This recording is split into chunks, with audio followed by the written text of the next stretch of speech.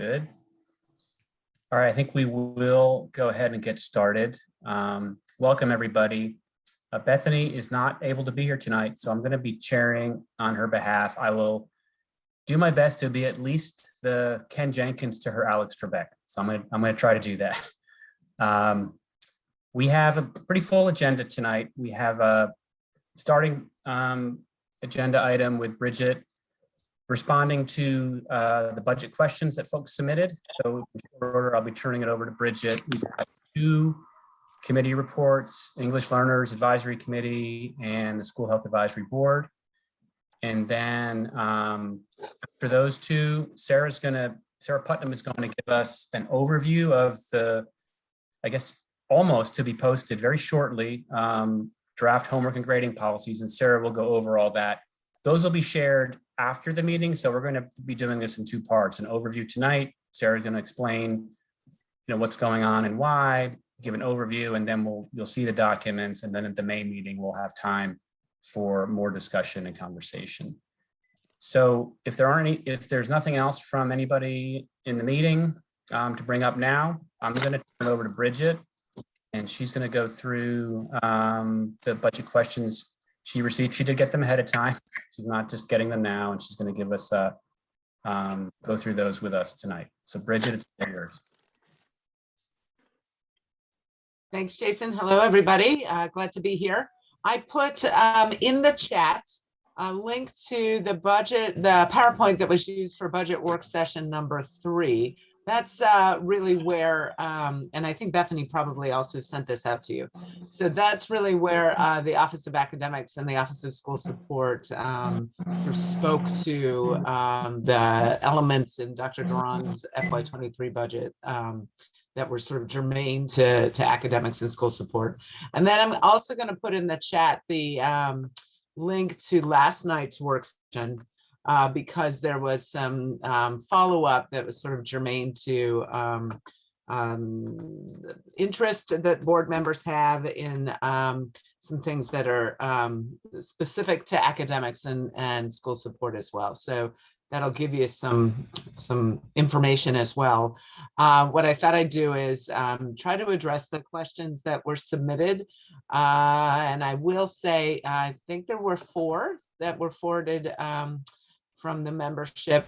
One of them, and so I'll share with you each one of them, and then let you know which ones I can answer and which one I'm gathering information. I actually received these questions today, so I'm not able to answer all of them, but some of them I can address. So the first one was beyond salary, parentheses, of course, foundational, how does the budget support teacher and staff recruitment and retention? And there's sort of an explanation. This is about efforts around attracting the talent and keeping it. So it might not be, sort of monetarily or budget related explicitly. And I did reach out to our Office of Talent Acquisition and Management, who are responsible for recruitment, to kind of hear specifics. I haven't heard back from them, but once I do, I'll pass that back on to Bethany, and she can speak directly to them. I think certainly, a couple of things, practices from this year with the acknowledgement of the additional work and in helping students to transition back into in-person learning, some of the behavioral challenges that presented themselves really throughout the year. I was going to say specifically in the fall, but throughout the year. And then particularly for our teachers having to cover their colleagues' classes when we weren't able to allocate subs to them. In recognition of all of that, Dr. Duran had determined that staff would receive bonuses. And so I believe, Sarah can correct me if I'm wrong, I believe we are receiving a 3rd bonus this week. And they were really meant to sort of acknowledge the work that the staff had done. So that's a small piece as related to retaining staff. There's also infrastructural pieces that are built in, including mentors and some flexibility in professional learning, including some floating days, so staff can be paid over the summer or over spring break if they choose to do some of the professional learning work. So those are some examples that are in place, but as I said, I'll ask our TAM office to speak specifically to that and get you back the answers. Another question was, can you describe what the role of a student behavior specialist, and what office will that person serve, and what's the intended impact of that position? So there were sort of two requests. One request came for 4 behavior specialists, came from the Office of Special Education in the academics office, and the other request for 1 behavioral specialist came from school support, and they are different positions. So I'll speak to the 4 that might live in OSE specifically, and that's really in response to a spike in behavioral referrals. So the Office of Special Ed had over 131 referrals this year.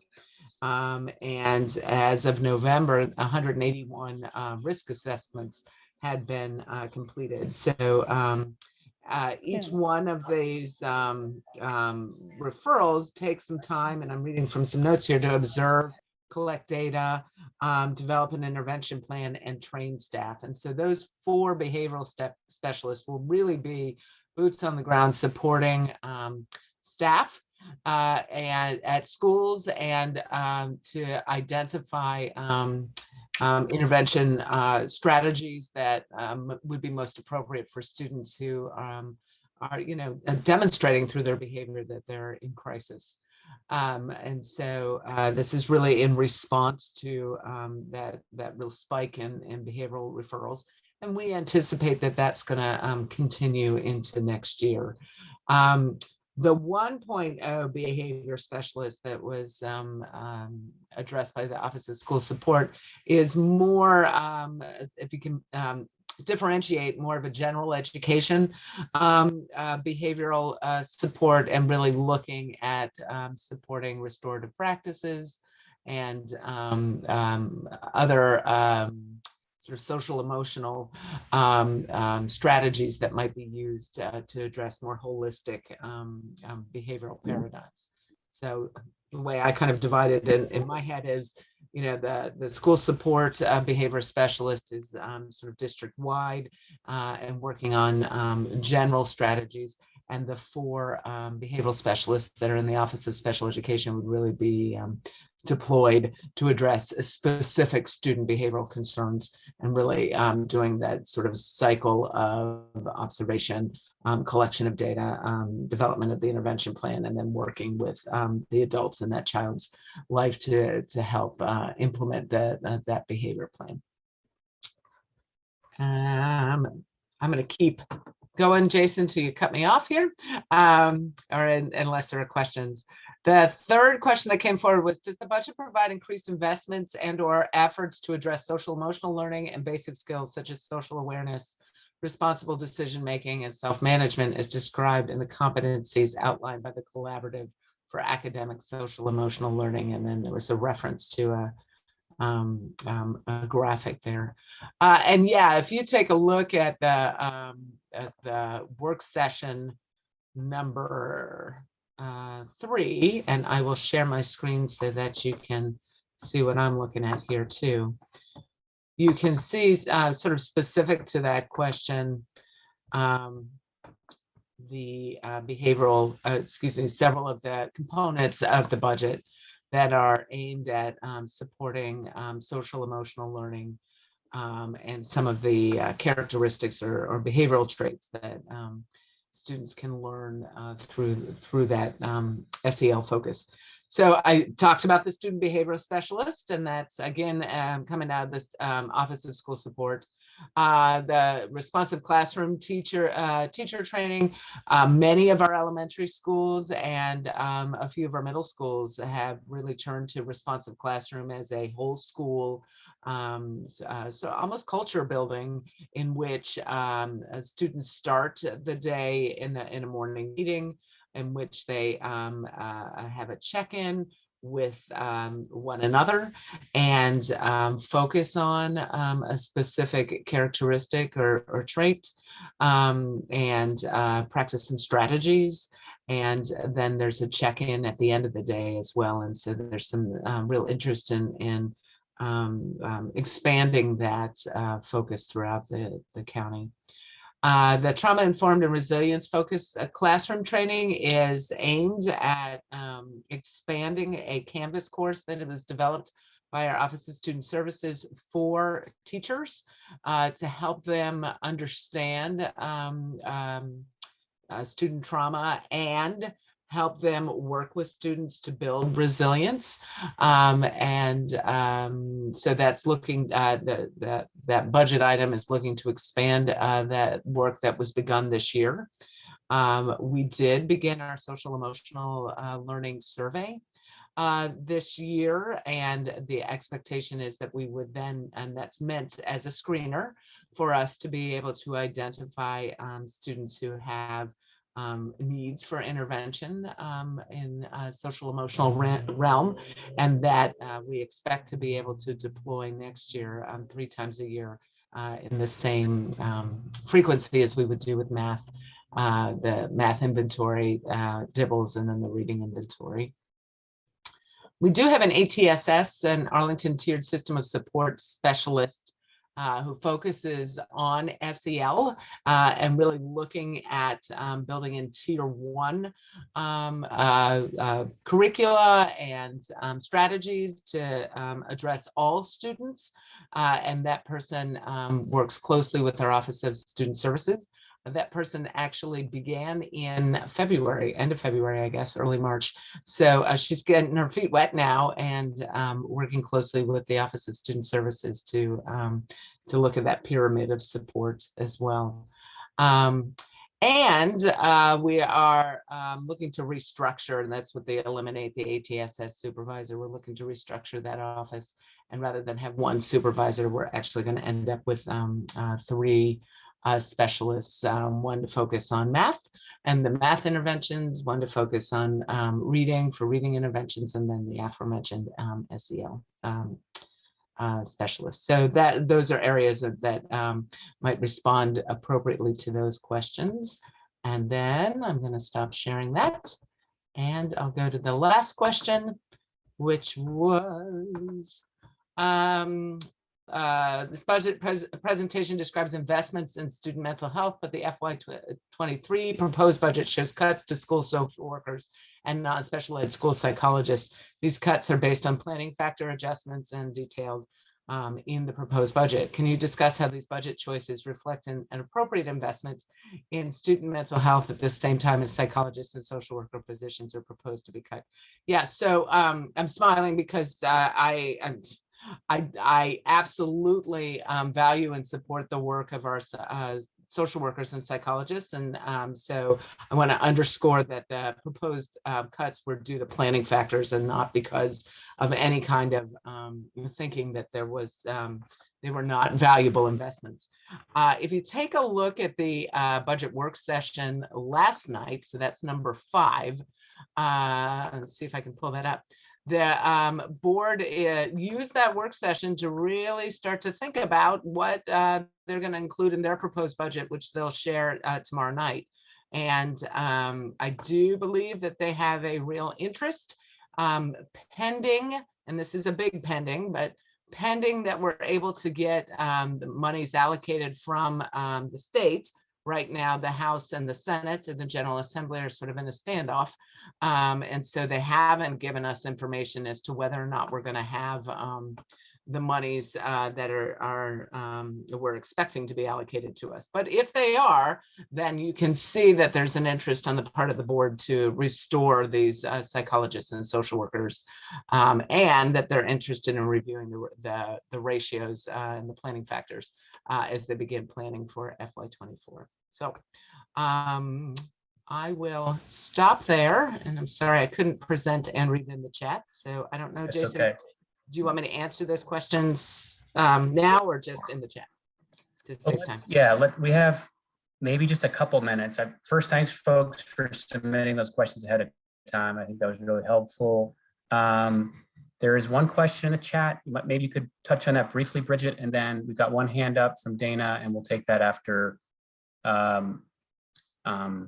your response to the chat comment. Or do you want to have Dana ask her a question while you're processing? Of course, she can't process it if someone's asking you a question at the same time. That's right. I like to think I can multitask. No, I did a quick read of that in the chat, Okay. and I understand it's referencing the partnership coordinator, which Yeah. was initially proposed, I believe, in the FY21 budget and has been sort of deferred each year. So if you look in that work session PowerPoint, there's real interest on the part of the board to restore funding for that partnership coordinator if we get the funding from the state. So I think I hope that fingers crossed, and it shows a commitment on the part of the board to support those opportunities for students. Thanks, Bridget. And Dana Downey has her hand up. Dana. Yes, hi. I had a very quick question. I'm sorry I was not able to respond to this with enough background information and time yesterday. But my understanding is that all Arlington County students have had free lunches this year, and they've not had to apply, where that breakfast has been given upon entrance, or at least this is in the elementary schools. Breakfast has been given upon entrance, and hot lunches or cold lunches has been an option too, where families haven't had to apply. And my understanding is that it could have been a grant through the FDA.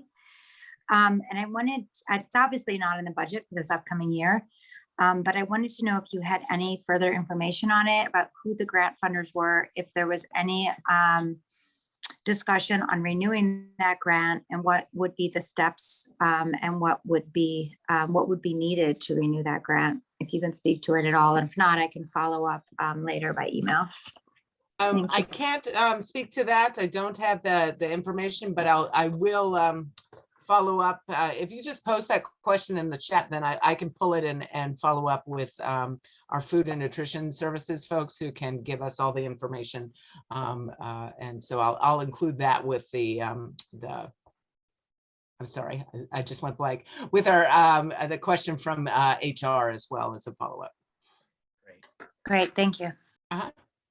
And thank you, Bridget. Really appreciate covering those items, taking the time to gather that information for us. Okay, we're going to pivot to the committee reports. We're going to start with English Learners Advisory Committee. I'm assuming, yep, there's Jared, just popped on. I'll turn it over to you just a second. Just a reminder, you've got the rubrics in 2 formats for scoring the recommendations, or the reports and the recommendations. There's a Google Forms version, and then the static PDF version, whichever works better for you. So with that, I'm going to stop talking and turn it over to Jared. Hey, Jared.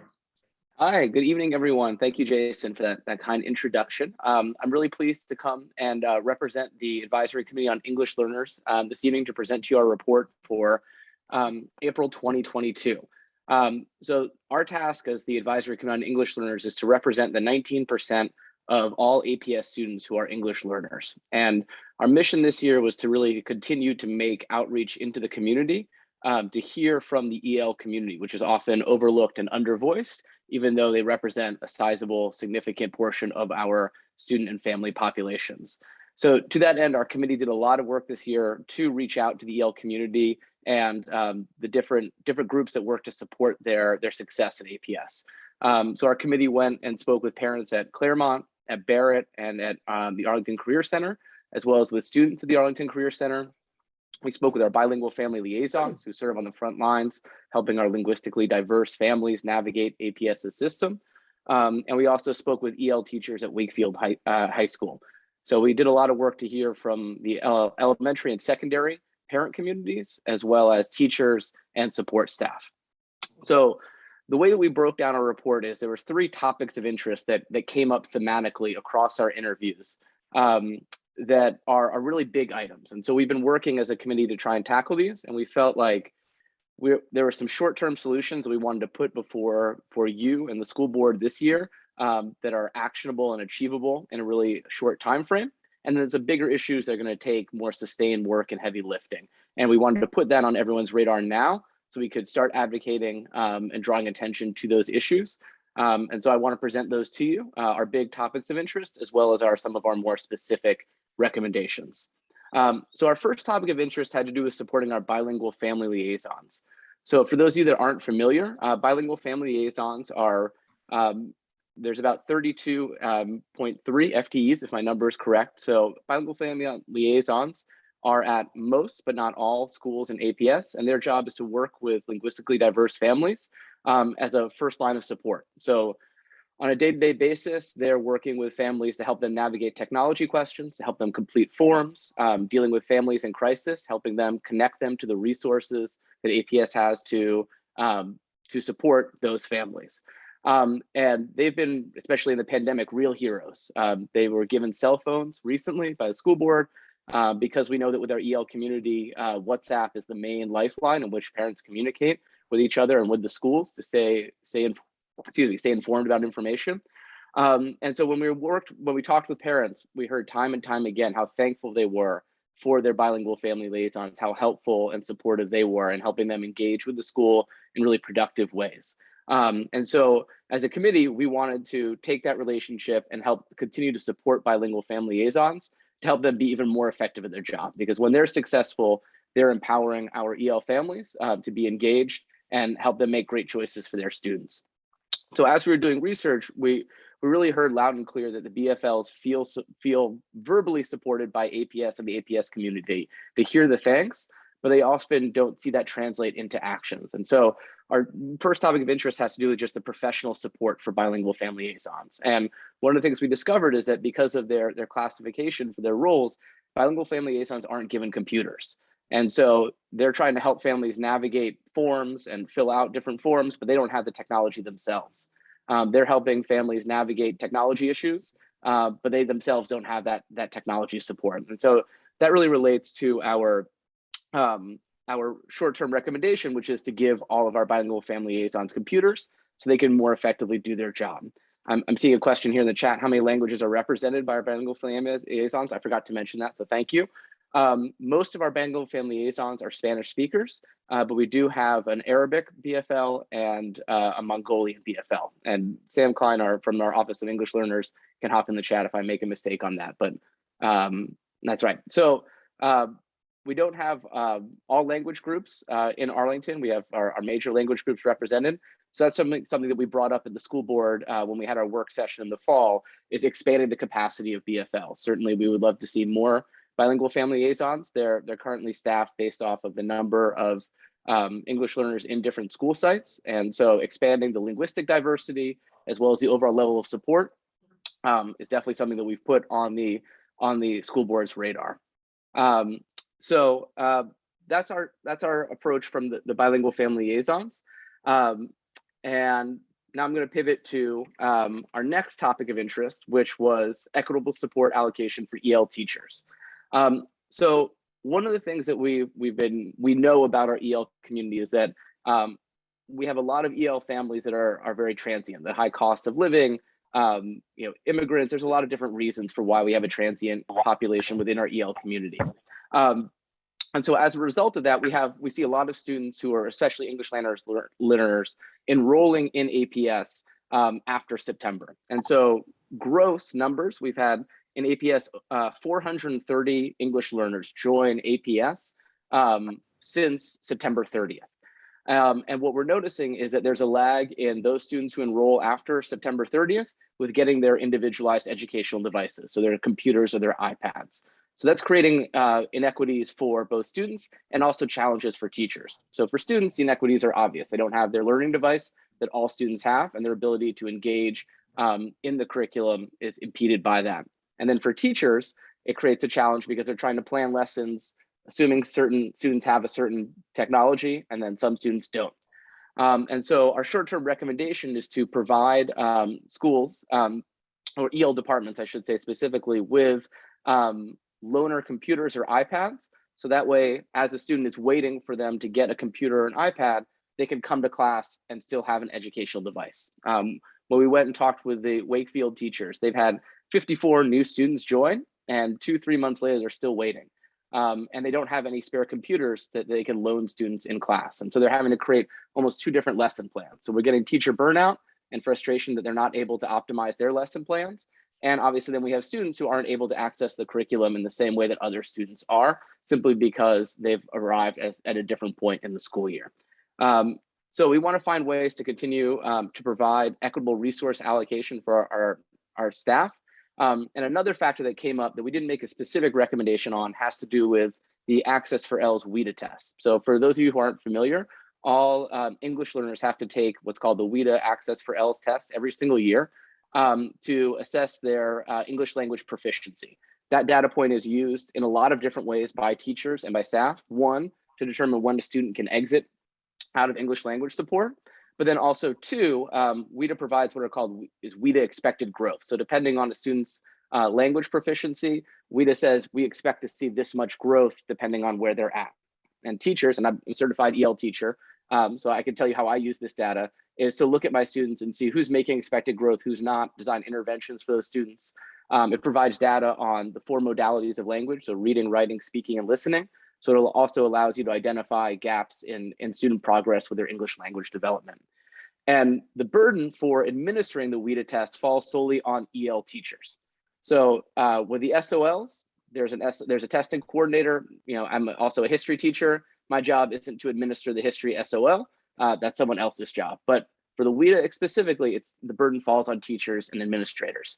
And so as a result, teachers' time is being taken up trying to plan for the administration. So we need to figure out a way for APS to equitably distribute resources so our EL teachers aren't specifically getting sucked up into WIDA administration and losing valuable planning time and instructional time because of this administrative duty that no other teachers have to perform. So that's our equitable resources focus. Now, as for the question I'm seeing in the chat here about do we know what the reason for the delay is? Not sure. That's one of the topics that we need to continue to research. So like I said, these are some big topics that have come onto our radar recently that we want to continue to learn more about. And so we need to figure that out. But what we do know is there is a delay. And what we can hopefully get is a bank of computers and devices that are given to English learner departments. And so that way, even while we're sorting these issues out, there's no gap in the learning for students. Our last topic of interest that we have here is about communication. And we don't have any specific recommendations, but this is a recurring theme that we heard from parents in the English learner community. The information from APS is out there, but it's not in one centralized location. And it's really hard for parents to navigate a website that's not often in their native language to find the information they need quickly and accessibly. And moreover, even in the languages where APS does provide translation, a lot of times those communications are written on a level or with academic jargon that makes it inaccessible to our English learner parents. So we also have to remember that many of our immigrant parents are new to the American education system. And so there's just a knowledge gap. Even though they're invested and engaged in their child's education, they grew up in a completely different educational model. And so understanding how to access and how to work within that system is an educational step. And that's one of the things that our bilingual family liaisons do so well. And we want to continue to support. And so finding ways that we can centralize communication with our linguistically diverse families is something that we need to push APS on. And then finding ways to make sure that when information is pushed out in different native languages, it's accessible to all families. So that way everyone can engage and isn't turned off by that. So those are our 3 big topics of interest that we are going to continue to work on into next year. Our 2 specific recommendations are for computers for our bilingual family liaisons, and then individualized learning devices for our EL departments. As for, I'm seeing the last question in the chat here about $250 per device. I can double check those numbers and see. Obviously, APS is buying in bulk, and so with wholesale prices, things are certainly lower. But remember, we're also looking for devices that are just for use in the classroom. These aren't for students. So really, the student just needs to be able to access the internet to be able to engage with the LMS that the teachers are using in their school. So that's kind of where we're coming from. So my hope is that the cost wouldn't be a barrier here, given the vast quantity of educational devices that APS is purchasing. So I want to pause here I know I've been talking a lot, and I want to give you guys a chance to think about our report and to ask your questions. Again, thank you for your time and consideration. The EL community, like I said, 19% of our students, but often underrepresented, especially at this level with parents. And we want to find ways to continue to engage with our EL community and to foster and empower them to have a voice in their child's education. Thanks, Jared. Appreciate that. And a couple questions came up. I see one question in the chat that might not be for you. It might be perhaps. What do you think about that one? Yeah, so that's a great question. I talked about the question from Adriana about the Yes. Yeah. So the immersion program, right? That is obviously there are English learners in that program, but we're looking, I think, a little bit more holistically at all English learners. And then there's a lot of changes that are going on with the immersion program. And beyond just the World Languages Office, there's a shift in the English-Spanish balance from 50-50 to 80-20, which is, since it's falling under the World Languages program, is really, we're considering that, not really focused on that as an issue. But my understanding is that the research would support that this is going to support the long-term, or at least some of the changes in the immersion schools are going to support the long-term success, especially of our native Spanish speakers, which we're certainly obviously supportive of. Jared, that was well said, and I'll go ahead and answer that in the chat as well. So perfect. Okay, thank you. I'm clearly stretching to the limits of my knowledge there. That's a good question. Do you see the next question there from Charisse? Yes. Yeah. So what is the committee's plan for advocating for the expansion of bilingual coordinators to other languages? Yeah, so that's a great question, Charisse. And I don't think we have a specific plan just yet. What we heard when talking with the bilingual family liaisons is really about the professionalization of the position itself. And so that was like their major feedback to us. And so one issue kind of related to that professionalization that we didn't hear, that I didn't mention earlier, has to do with the placement of our bilingual family liaisons. Because of various logistical challenges, a lot of bilingual family liaisons are in the front office, and they get pulled into front office tasks that aren't directly within their purview. And also they don't have a private place to conduct conversations that are often quite sensitive. And they view that as a real barrier to them being able to engage authentically with families and making them feel welcome in the community. So looking to expand our linguistic diversity is definitely on our radar, and we did bring it up with the school board, but we don't have a specific plan per se for that.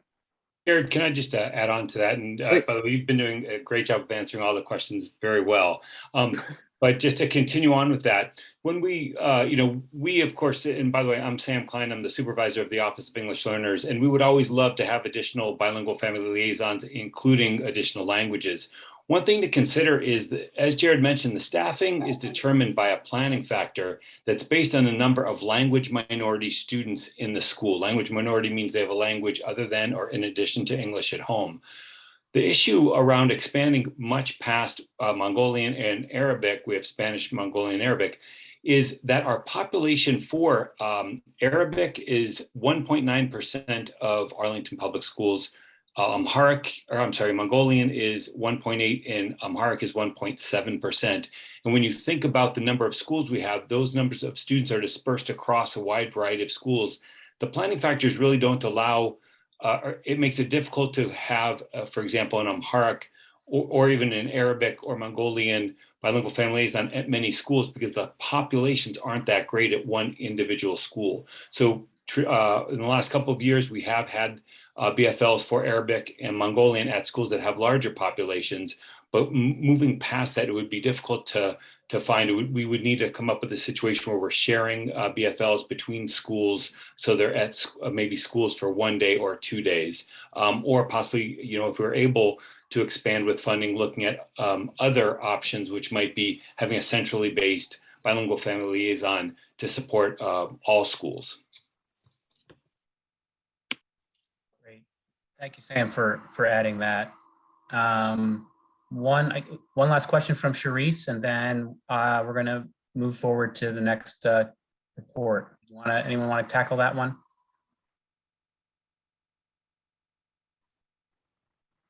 I'm sorry, I'm not sure I understand. Doesn't it make it harder for parents Go ahead, Sheree. without coordinators? For the families for whom they do not have bilingual coordinators, but they still have the same needs as other L parents in terms of they're not familiar with the system, they may not know how to find the appropriate forms, they have trouble navigating the website. How do those families get the help that they need? Is there anything available? How do they get that help?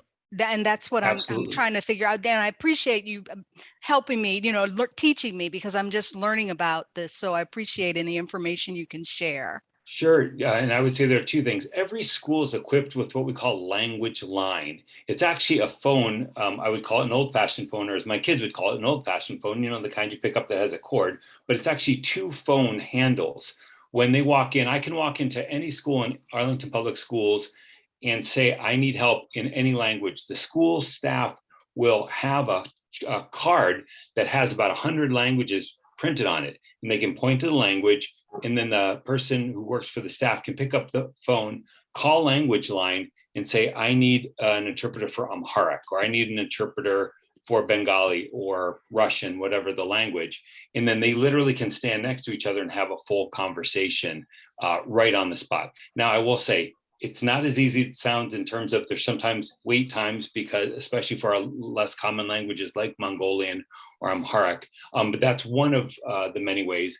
But the other thing is a lot of families do come in and ask questions, and they have some English. We have to remember that we have 9,000 students who have a language other than or in addition to English at home, but that doesn't mean that the parents don't have some English language proficiency. So oftentimes they're able to come in and ask for the help with somebody in the office who is speaking English to them. It's not, it's not 100% they come in with no English. There are a lot of times, in fact, when I was an assistant principal, we had a lot of parents come in and ask questions. We just took our time explaining, and sometimes said, I think this is a moment we should turn to language line to make sure that we're really clear on our communication.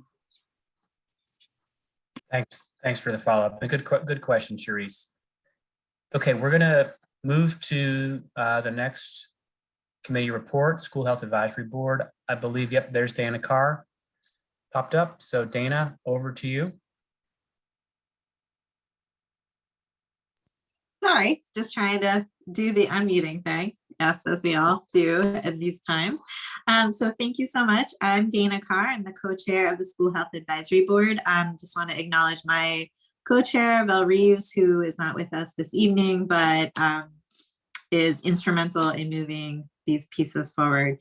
So, I just want to start by saying that after the last 2 years, I think that everyone can agree that school health is an integral part of making sure that our students are safe, healthy, and ready to learn. We have had an unprecedented glimpse at how school health services impact the way our students are present and able to focus and literally be in school. So our recommendations actually did not focus very much on pandemic or COVID related issues, because I think with the lens of sort of recovery, restoration, and moving forward. So our first recommendation really looks at the system-wide adoption and the implementation of the Virginia Standards of Learning for driver's ed and physical education. Those are new this year. They underwent a revision by the Virginia Department of Education. So our recommendation really focuses on systemic adoption of those and the guidelines and the implementation of those successfully into the curriculum. We were also going to focus, there were supposed to be recommendations around family life teaching as well. Those have been temporarily suspended. We will see by the Virginia State Department of Education and the governor's office. So stay tuned on that. There are no budgetary implications for adopting this recommendation. These are just an update and would bring teaching in line with best practices in the field. So that is one piece of it. And then the second recommendation is a repeat of a proposal in our 2020 year-end report, which looked at a policy which has been called Away for the Day, which really focuses on, particularly in middle schools, making sure that electronic devices and particularly phones, personal phones, are away for the day, literally, and really helping students focus on being present and interacting in person. So our recommendation really would be around having a system-wide policy that would give just some teeth to it. So it's not just sort of one-off at each school, and each school will get to determine their own policy. And then each teacher would have to sort of think about how that plays out in a classroom. There would just be one sort of standard systemic policy across the board for all of APS. So the feedback we've gotten on this, we've gotten particular feedback from Gunston and the principal at Kenmore, who both confirmed that this was basically their approach and their policy. They don't call it Away for the Day, but that is their policy and their practice from before the pandemic. So it really does seem to be happening. I can speak as my son was formerly at Williamsburg. This was also the policy there as well. Well, it was the practice there. I won't say it was the policy, but that was the practice at Williamsburg as well, with, I believe, some pretty significant penalties if that was violated. So, but having one system-wide expectation and standard really does set a practice across the board for all middle schools. And so SHEB really felt like this was particularly important this year as students are coming back after a year and a half of being on screens, pretty consistently learning how to interact pretty solidly that way, but then trying to reteach and relearn sort of in-person interactions. So those are our two big recommendations. I want to highlight just a couple of other pieces that we have been working on as well. One of the big concerns and focus areas for our committee has been indoor air quality and the intersection of indoor air quality in health and learning. And so although it is a health issue and it is a concern for teaching and learning, a lot of the recommendations and the required actions sort of sit in the purview of the facility committee. And so the SHAB has been working very closely with the Advisory Council on School Facilities and Capital Programs. Several of our members have attended their meetings, and we are working with them to kind of jointly make some recommendations about feasible improvements, particularly in some of the older facilities where the airflow and exchange may not be as to standards as we would like it to be. This is particularly important right now. Ventilation remains a critical COVID mitigation strategy. It's kind of one of the only ones we've got left in our toolbox. It is almost like a passive mitigation strategy, but it's one that we have control over as adults and as a school system. So we are working again with that Advisory Council on School Facilities and Capital Programs. The other one we just want to highlight is that we've also worked with our neighboring jurisdictions in Fairfax and Alexandria. I believe that was January of 2022 to support the maintenance of mitigation measures in schools, including universal masking. Obviously, that was superseded by the legislature and the governor. So we've gone to optional masking, but just wanted to highlight for folks that we have been working with our neighboring jurisdictions, and we will work with them as well to continue monitoring community levels so that if we need to pivot on scaling up recommendations around scaling up for mitigation or anything like that, we would be able to do so as a region versus sort of unique counties. I mentioned the family life education that is still pending. We will keep our eyes on that. Other issues and further recommendations that we as a committee want to keep on the table in joint collaboration with other ACTL committees include looking at sort of environmental impacts and sort of how can we better integrate environmental literacy, outdoor learning, all of those kinds of pieces, greening of schools, landscaping, all of those pieces. So we're kind of keeping that as one of our issues that we want to keep an eye on. And then the other one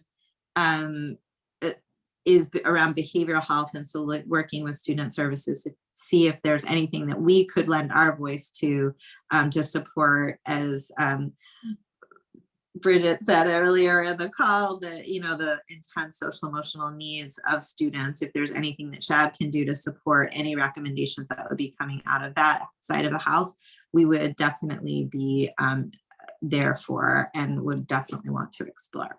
So I think, again, we are keeping our eyes on this BA2 variant and the implications on schools, community levels, and all of the things, and making sure that our students, have a successful closeout to this school year, and looking and thinking about how does health, wellness, and all of the pieces fit in making sure that we are moving forward. And that is a part of the discussion. That's why we continue to be so grateful that we are part of ACTL. We are not kind of in other committees sort of stuck off to the side. We are an integral part of the way we're thinking about educating our students, the whole student.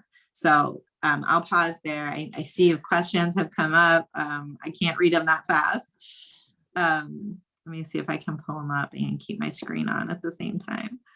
Or Jason, if you want to ask me. I can. Yep. Dima asked, now I'm scrolling too fast. Have you considered recommending second true HEPA filters in all classrooms, in addition to the ionizers that have already been installed? Great question. And that's the kind of thing that we are working with the Facilities and Capital Improvement Committee on. Those are the pieces that they have the specific technical recommendation and expertise, as well as the full context of the facilities pieces. So that's why we've been working with them to create some joint recommendations. And I believe all of those kinds of things have been considered as part of those discussions. Okay, and a question from Sarah Evans. Does the away for a day recommendation apply to high schools as well? Currently, we're just looking at middle school. Okay. Sarah mentioned she felt like she saw in a document it had been referenced that the goal potentially was to extend it to high schools. I think that originally, yes, that was the goal. I believe that is the goal. But I think having a system wide, I think there are ways we could argue for both of those. I think high school is a little bit trickier. I think middle school is a little more straightforward. So yeah, I think we definitely have included that in our discussions as well.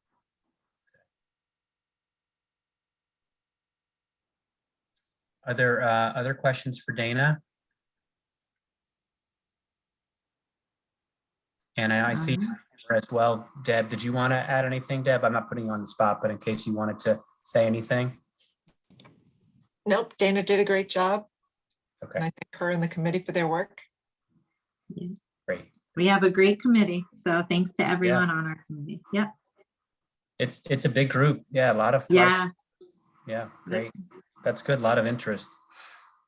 Okay, well, thank you, Dana. And thank you. Committee colleagues, really appreciate it. And I was remiss in also not thanking Jared and his committee colleagues as well for their work. So thank you both for your work and for coming tonight and presenting to us. Okay, appreciate that. We are pretty well on schedule here. I'm going to turn it over to Sarah Putnam, and Sarah's going to talk about the proposed revisions to homework and grading policies, and I'll probably mess up the rest of the jargon and anything else. So I'm just going to leave it to you, Sarah, to lead us through that. Thank you. Thank you. Good evening, everybody. I'm going to share my screen and take you through a little bit of our process. And I think now where we see where we are, we're going to be able to do this with you in really a two-part process. Tonight will be just a broad overview of some of the changes, since you were not able to see the drafts ahead of time. But I did share them. Jason and Bethany both have them now. So the plan will be for you to take a look at the clean versions and a marked up version of the policies and the policy implementation procedures that are about to go up and engage either tomorrow or Friday. But I'll kind of walk you through how we got to where we are at this point. And then let's see, here we go.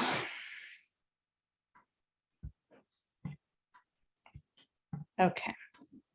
Can you guys see my screen? and I will go to the slideshow. Here we go. Okay. So first I want to walk you through a bit of our timeline so you can see all the work that we've done to date. I will give you just a broad overview of some of the changes that we proposed and where we landed, and then end with where we are in terms of next steps. So a lot of this work started back in the fall. We, what we're calling sort of phase one. We did a community of practice in the fall where we had some school leaders, some school-based administrators, some teachers, as well as some central office staff. And those, we had 12 sites really representing a mix of elementary, middle, and high school. And we had that community practice really engage in what we called the research and study phase. We utilized a book called Grading for Equity by Jill Feldman, just to look at different ideas that of what could be possible as we knew that we were revising the policies and also having a work session with the school board in that fall. So before we started making revisions, we sort of did a bit of study. That work session in October was where we really got some guidance from the school board. And from there, we jumped into creating the first working drafts in November, December. Those first working drafts were then shared with what we call instructional lead teachers. Every school has an ILT and that I work with. We meet monthly, and they really are a great point of contact between the academics office and the schools. So we asked ILTs in December to share the first working drafts with their school membership and to collect feedback. We also shared those same drafts at the time with the policy review team. And when we received feedback toward the end of December, we incorporated that. So we have some staff from the academics office as well as the school's student support staff. And we took what we could and made updates as well as what we got back from the PRT. And that resulted in what we're calling the second working drafts. And then fast forward, it became 2022. And we switched to phase two. If you remember early January, we didn't come back to school right away because there was snow. So we had intended to do the start of this in January, and it got pushed back a little bit. So we ended up engaging in phase two starting in February.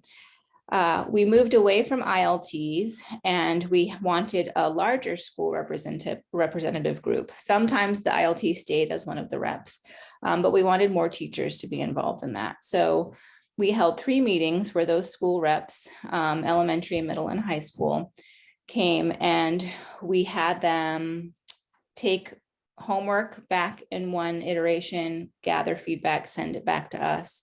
We had them do the same thing with grading. Take it back, gather feedback from their schools, and then bring it back to us. So each time they did that, we were able to incorporate that every set of feedback back into the working drafts. So that brings us now to April. With everything we've gathered from different groups thus far, and you can see primarily it's been school staff, we are now posting those on Engage. Likely by Friday, they will be up there. And they will be up really, truly more than a little bit longer than a month. Since spring break was there, we asked if we could build out an extra week. So they'll go until about mid-May. In addition to that, we also are bringing it to groups like ACTL. After spring break, I'll be meeting with the Teachers Council on Instruction. That's that acronym there that I didn't define for you, TCI. And I'll also be talking to the Student Advisory Board after spring break, because we want feedback from the students as well. After all of that, when that input comes from groups, from Engage, we will once again convene that academics and school support staff to incorporate everything that comes through. We bring those drafts then back to PRT, the superintendent and the cabinet reviews them, and then we make those final updates, and then we will bring those to the board in June for information and action. So let me show you sort of where we landed with both of those pieces. You will, of course, want to dive in to what I give you you'll be able to see a clean copy as well as the marked up versions. Where we are with homework at this point, truly, this one was a little cleaner for us because the feedback that we got from school representatives really had a good deal of consensus in it. And when we see that consensus, we were able to make updates. So when you look at where we are with policy, we were able to embed some research related to homework at the beginning of that policy. We also made sure to add connections to what you hear often about the 5 C's, which is part of the Virginia profile of a graduate. Communication, critical thinking, to say when we're crafting homework or designing homework, we should keep those things in mind. We also wanted to help clarify the purpose of homework, which was really to help students practice content that they had been exposed to, help them prepare or study, or really extend their learning. We wanted to emphasize that it shouldn't be something that they would struggle with because they had not seen it before. So that sort of is the language that you'll see in policy. And then with every policy, we have a policy implementation procedure that helps kind of get into the nuts and bolts for staff to say, and here's how you should carry out this policy. So within the PIP, we helped clarify guidelines to say, here's when homework should be assigned, here's when it shouldn't be. We also included more of a focus at the elementary level to say homework primarily should focus on literacy and numeracy, emphasizing those 2 big focus areas, which supports sort of where the school board has made some of their priorities this year. When we gave that for input to the elementary schools in particular, we did receive feedback that said, but wait, science and social studies are also very important. And I know we have some representatives that are on those committees who would say, yes, absolutely. So we then included language to say, absolutely, your literacy or numeracy homework could make connections to interdisciplinary content. So you might be doing a math assignment that is related to some science content, or you might be doing a reading that's related to some social studies content to really maximize what we're able to do with students. Then K through 12, we also ironed out the time that students should be spending on homework, coming off of things related to student health, student mental well-being. We said, we really need to make sure we're putting guardrails so that then there's a good balance between academics and what you're doing outside of school. So starting in kindergarten, we sort of say the maximum time shouldn't exceed this, and it goes all the way up through high school. And you'll see when you look at the draft that, you know, we're careful in making considerations to say, like, what's a reasonable transition from elementary school to middle school, where your course load becomes a little heavier. How much time do teachers expect students to be working on homework? We also, at the elementary level, it's defined by time per night. And then at the secondary level, if you have a middle schooler or a high schooler, you know they're operating on a block schedule and they don't see their teachers every day for every course. So you'll notice in the drafts that we define homework, which is at that level with total amount of time per week on a course, not nightly, since, you know, in any given night, you might not always have math homework, but the next time you see your teacher, what's the total amount that you should have for that week of time? In the original homework PIP, there was also a reference to some summer assignments that some associate with homework. And just for clarity, what we ended up doing was we pulled out the language related to summer assignments and we created an entirely separate PIP just about summer assignments that might be given to students. So you'll see that that's a new PIP that didn't exist before. The big thing in there, we have 2 buckets. One would be what we call an optional system-wide assignment. Those are things that are designed centrally by the Office of Academics. A perfect example of that would be if you've had students in the system, the summer math packets that might go out. That would be an example of an optional system-wide assignment. They shouldn't be graded. They are optional, and it's something that's available to all students, but not necessarily required.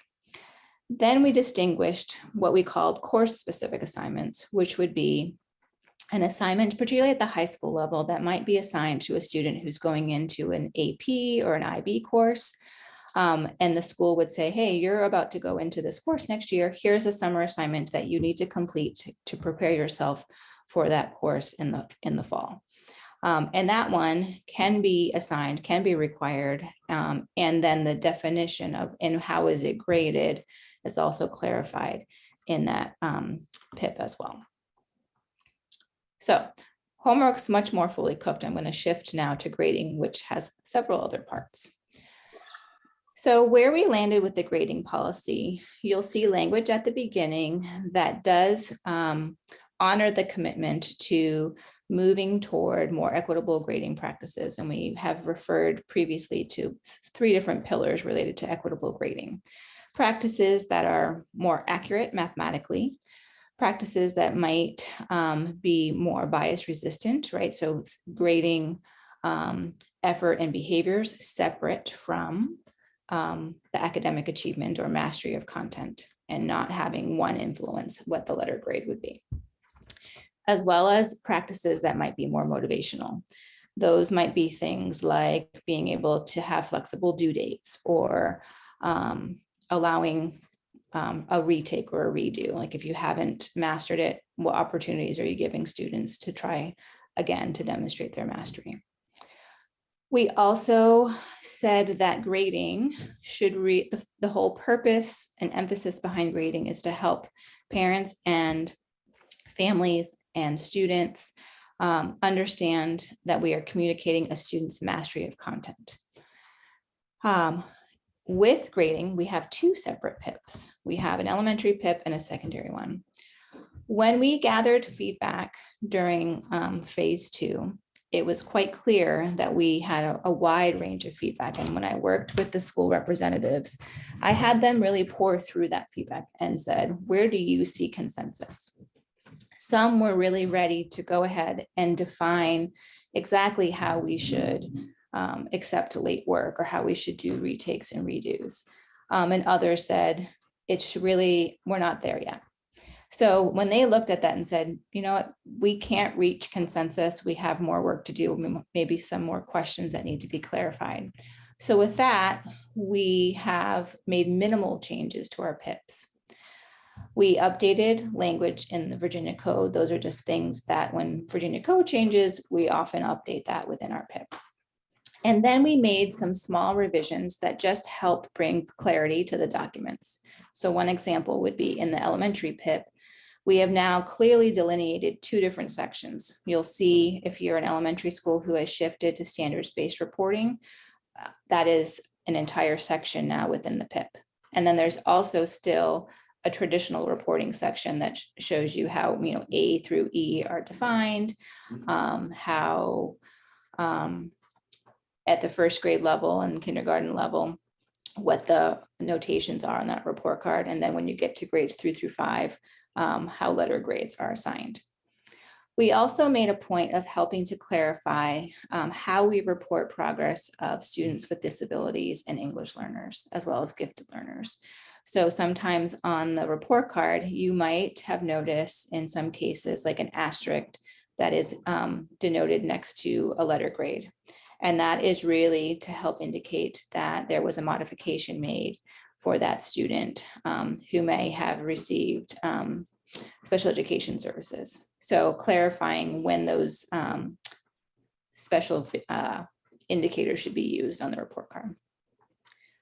And then in both the elementary and secondary PIP, you'll see at the very bottom, they're parallel now, what we're calling an alternate reporting system. So if a school chooses to pursue an alternate form of reporting, now in the PIP, it outlines the process that a school might need to go through to pursue something different. A good example of that would be at Thomas Jefferson Middle School. They have pursued a different form of reporting that is in alignment with IB. So they make a point of reporting on the IB standards. And so now annually, that part of the PIP says annually they have to get school board approval to report in a different way. So we've made sure that that process is delineated in both of those PIPs. So what that means for us, as I said, the policy will go forward. We'll see that, and that gets approved by the school board once we finally have massaged it after all of the feedback that we're about to receive it through April and May through other stakeholders. And right now, the grading PIP changes are limited, but we have a lot of good feedback that we need to consider. Some of it is a clear indication that we need more professional learning. Some of it is, you know what, some people just want to kind of try some of these things first before they actually go and live in the implementation procedure. So we know as a system, we're committed to focusing more on how to help promote more equitable grading practices through our schools. There's language clearly in the policy that says that's what we're committed to as a school system. But then we also acknowledge that people need to kind of understand the why behind that. And so we will be expanding that effort over time. And then after we take a year to grow and learn in those practices, we can go back to those PIPs after staff have had a chance to try things and give us, we've done some data collection, and they have reflected and said, this works and this, or, you know, this does not work. And then we can go back and update PIPs again. The PIPs are approved by the superintendent. So next year, policy goes through sort of a 5-year cycle, but we can update PIPs whenever we're ready to. So we have talked with Dr. Duran about this year of learning, and then know that we can be well positioned to go back and make any adjustments to PIP that are necessary in a year from now. So in terms of where we are with our process, as I mentioned, those final working drafts that have been cooked thus far will now be posted on Engage. What that means is any stakeholder can go in there and respond. So if you want to go in as a parent, your individual parent lens, you could go in and it will ask you, what group are you representing? So you could say, I'm representing myself as a parent. I'm going to give my feedback. You can also go in there and say you represent ACTL. I would ask that if you do that and you say, I'm representing, I'm the ACTL chair for Nottingham as an example. Make sure that the feedback that you're putting on Engage does represent not your personal view, but that you are speaking for the voice of Nottingham PTA. This also could be a teacher. Teachers have the ability to go into Engage and provide additional feedback. It'll ask them what their role is. Students have the ability to go into Engage and add feedback as well. So we anticipate a great deal of information coming through Engage. And as I mentioned at the beginning, we'll gather all of it, we'll review it, make any last adjustments to policy. And then the plan right now is to bring it first for information on June 9th. And then again to act for action by the school board on June 23rd. So after this meeting, you'll receive 2 versions of everything. One, it'll be the clean copy. If you like to not see a bunch of red, you can read the clean copy. You can also see the marked up copy, so you can see really what changes were made. And then our plan with you will be give you time to digest that. There is quite a bit to read. Some of them are lengthy. And when we come back together in May, I want you to be able to come with your questions about either policy or PIP. I foresee that we would want to maybe spend some time in breakout groups so that you can talk in your leveled groups, what you notice, since some things are more pertinent to elementary versus secondary. But that's also an opportunity for me to hear your feedback and then answer additional questions once you've had time to pour through it. And with that, I'm going to stop sharing my screen and see if there are questions. Yeah, thank you, Sarah, for walking us through that. There's some questions you'll see that came up most recently, but one came up early on that I had to scroll back up to get, and it was a question about what other research and sources did you use in addition to the Feldman book? So there's a bunch of different research out there. There's research related to gut, like Thomas Guskey's done a bunch of it, Ken O'Connor. So I note that one source because more and more schools have started using Feldman as a book study. But this is a well-researched topic, so not necessarily something that's new. So we've built it around some of those other pieces as well. And I can give you some other names when we come back together. Those are the two that kind of pop off the top of my head. When you see feedback from schools right now, I'm looking at, I think Mason's comment. Right now, it's just been teachers. So right now, when it goes to engage, that's when we want parents and students. That really will happen in the month of April. I think Mason had a related question about evidence of success of these types of policy and procedure changes, I guess, in other systems.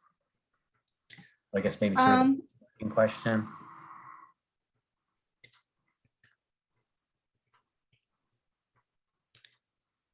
Sorry, I'm finding that one as I scroll. 8:09 p.m. Here we go. Do we have evidence of success of these types of policies and procedures? Well, and in part, that's why we haven't put any of these in PIP. There certainly are other divisions who have done this. Even some of our neighbors have had a lot of this work already in their policy. And to me, the indicator of success will be making sure that students have the best opportunity to show what they know, and that the way we're grading them reflects what they know. When we look at some of the research that's out there in some states or some school systems who have done it this way, quite honestly, the evidence will be that students are measured against their academic progress and not their behaviors or work habits. And we're really trying to help separate those two. Okay, and I think, let's see, there were two others. Kelly posted a question around, I guess it was a recent Washington Post article, Kelly? Yes. Yes, Okay. a member who couldn't make the meeting tonight wanted me to ask that. Yeah. So there's been two articles that sort of note the Wakefield group. One was with the first working drafts that went in December. The Wakefield group did write to the superintendent and also shared their concerns with Jay Matthews. He wrote an article in December, and this past weekend he wrote a follow-up to that if you're interested in reading that one as well. And in part we hear what the Wakefield group has said, and I also will say, like, it's one piece of the Wakefield group. There are folks that work at Wakefield who don't feel the same way as them. But it kind of goes back to what I said earlier. When we look at the feedback that we received, we know that people are in different places. Some are ready to go, and some are saying, you know, what I've done, I believe works.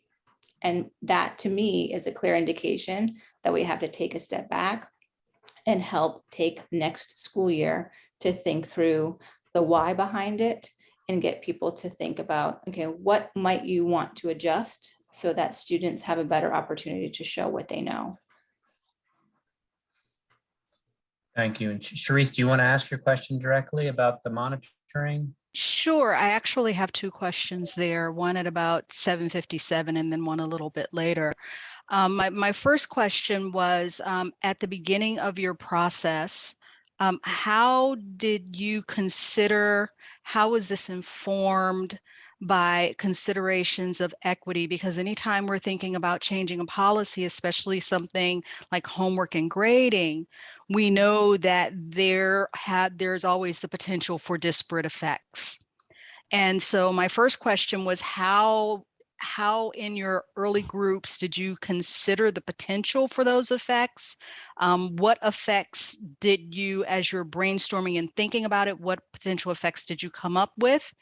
And then my next question has to do with how you're going to monitor the progress and the success, which I think was asked by someone else. So how will you know that this is successful? And what will you do if we're 2 years into this and we find out that it isn't?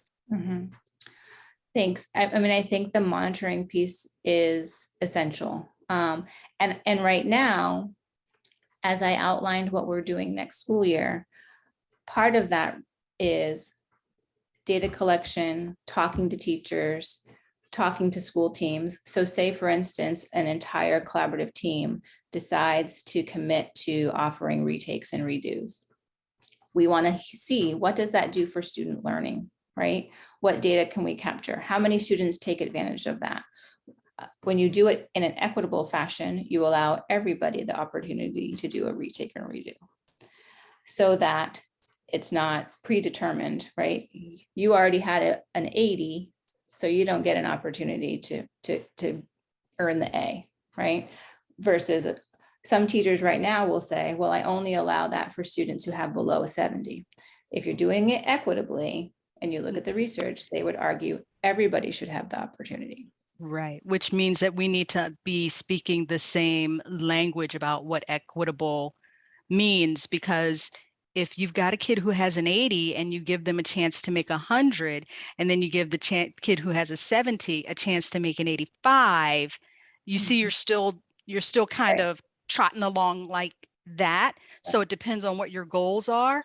So I think that for me as a parent and also as a member of the NAACP, I think it's really, really important that we're thinking very deeply and being very clear and intentional on what we're trying to get out of these policies, and how, and I still would like to know how that thought and how that philosophy, however APS is currently defining it, was baked into what you're doing right now. Yeah, I mean, I think when we started with the first iteration of the revisions in December, it really was first and foremost through that lens of equity, so that then we thought, how is it that we will capture the truest reflection of what students know and are able to do by removing some of the barriers that would mask their success, right? So you kind of think of two different types of students. You have the student who really might not understand the content, but has really strong work habits, right? And so they're always on time, they turn their work in. Teacher might have the, oh, well, he or she tries very hard, so I'm going to reward them or provide them with opportunities for extra credit.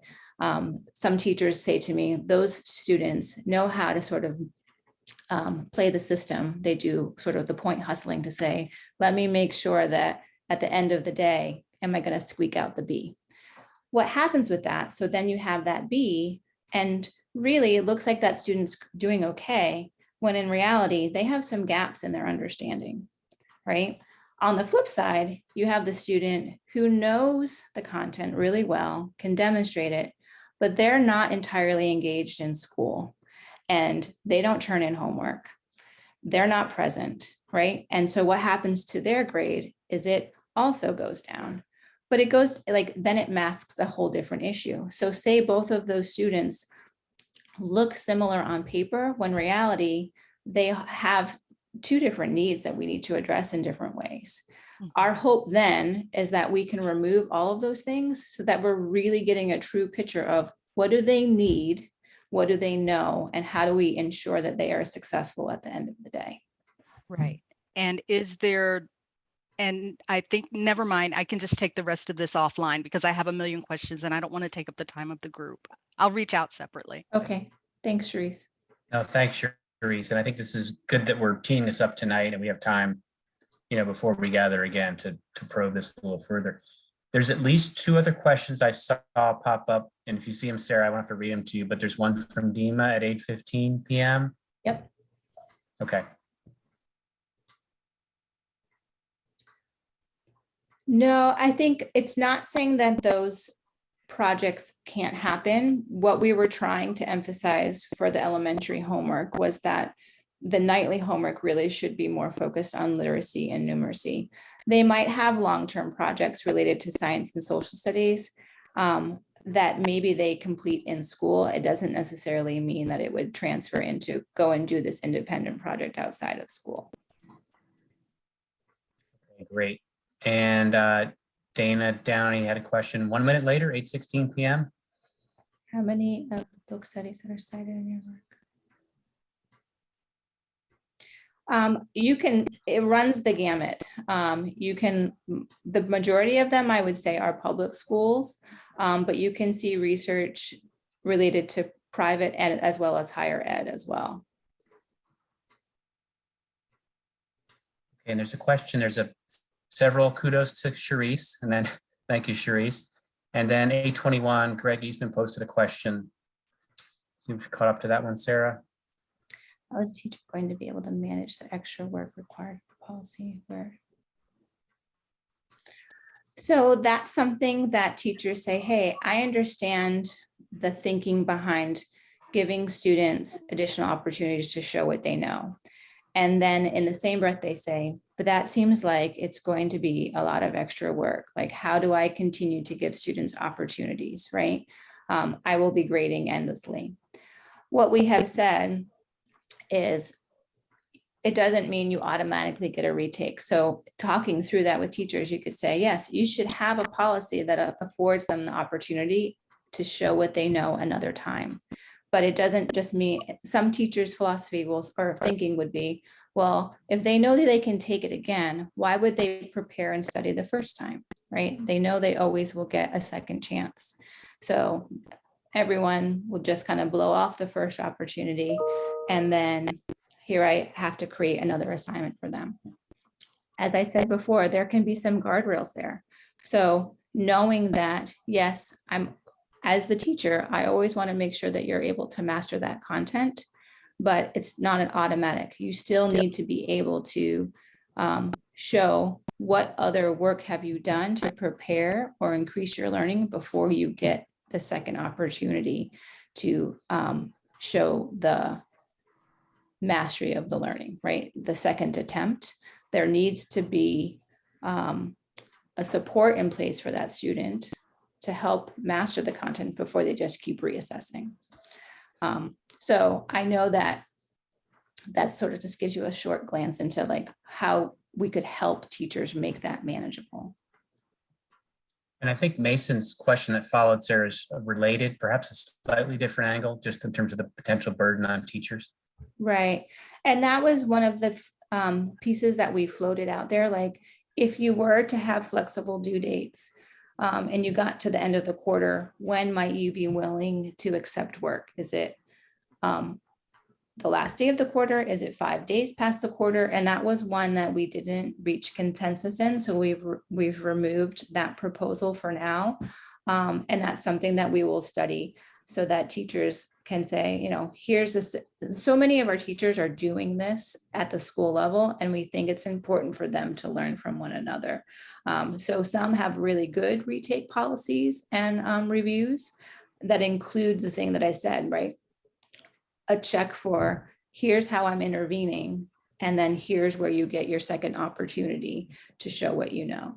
I think there's power in them learning from each other to say, I tried this and it didn't work, or let's try this and see if this yields a better result.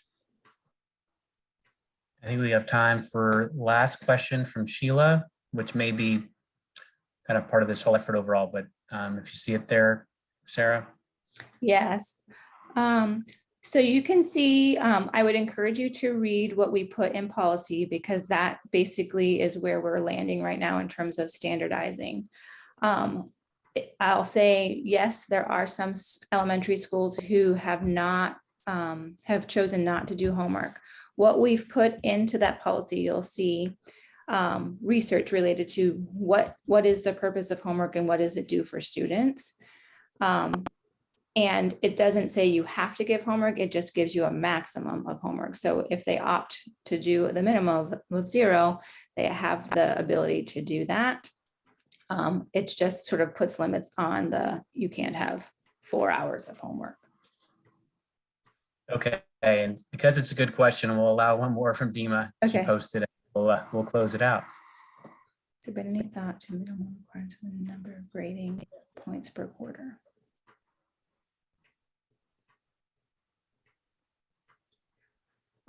We haven't gotten that granular. I think it's something that has to be defined right now where it stands in PIP. It talks about spelling that out ahead of time, particularly at secondary in the syllabus, so that a teacher has to convey to the student and to the parent, here is what makes up, here's how I determine my grades, and here's how many assessments or assignments there might be. We have not gotten to that level where we've had to say, and it needs to be this number of tests or this number of assignments. But again, as we think about what we're grading, right, you'll see one of the things that had been proposed earlier that it's not in PIP was that we should only be assessing summative assessments, and that formative work is part of the learning journey, and that maybe you should not grade it. So following that logic, you might only see a fewer number of graded assignments because those are of the summative assignments if we were to go that route. But we would want those summative assignments to really be a true reflection of what they know, right? You wouldn't give that summative assignment until you knew that the student had gone through their formative journey of learning, and to say, okay, I've reached this point and now we're going to see what you know and capture it. And then that becomes the grade that goes in the grade book. So in that scenario, you really might see fewer assignments, but knowing that students had the time and space before they were given that assessment should give you some comfort in knowing that like they had time to learn before they were assessed. All right, great. Sarah, thank you for going through all that and for working through the good Q&A, and folks for posting the questions and asking the questions. Appreciate that. And we're gonna come back to this topic at the next meeting after Bethany will be distributing the drafts that Sarah shared earlier today. So look for those and probably maybe even tomorrow, the next couple of days. Yeah, I'll note for you Go ahead, too. Sarah. The pieces that you are going to see in email, they're in separate documents. If you choose to read them when they go on Engage, they kind of package the policy and PIP into one giant thing. So if you want to read it all at once, you can go to the one on Engage and you can kind of read through the whole thing. Or if you want to see the individual documents, those will come to you through email as well. That's helpful. Yeah, it might be easier. Depends on what Might type be of easier with that. processor you are. Yeah. Okay. Thank you. And thanks again to Jared and Dana for the presentations tonight, for the committee reports. I appreciate everyone being here tonight. It's a good conversation. Thanks also to Bridget for being here as well and going through some of the budget stuff. So I think with that, I am going to adjourn the meeting. I'm going to stop recording. I think we did everything right. Bethany will be happy with us, I hope. All right. And I hope everybody has a good night. Thank you.